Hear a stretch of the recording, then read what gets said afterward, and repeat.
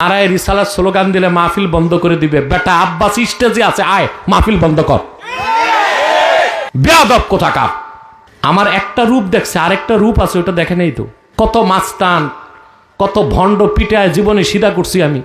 ওগুলো কারা? ওই যে হইচই করতেছে, যারা হুমকি দিয়েছিল মাহফিল বন্ধ করে দিবে, এই নদুবির আন্ডা বাচ্চাগুলোরে সরান। যাও স্বেচ্ছাসেবক ওখান থেকে, তারা ওদেরকে।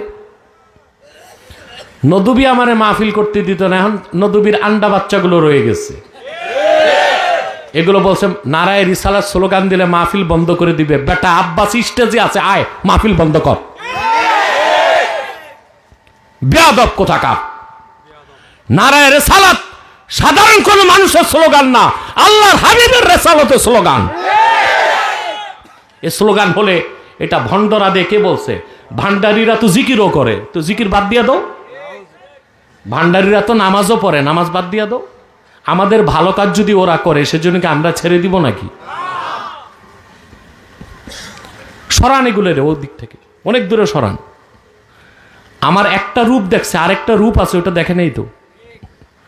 কত মাস্তান, কত ভণ্ড পিটায় জীবনে সিধা করছি আমি। আমি কি বাংলাদেশে কোথাও যেতে ভয় পাই নাকি? আমি কখনো দেখি না আমার প্রতিপক্ষ হাতি নাকি মাসি। কারণ আমি এটাই জানি, আমার তারিখ, নির্ধারিত তারিখে আমার মৃত্যু আসবে। আর কখনো আমার মৃত্যু হয়তো বা হসপিটালে হবে না, হয় রাজপথে হবে, নয় স্টেজে হবে।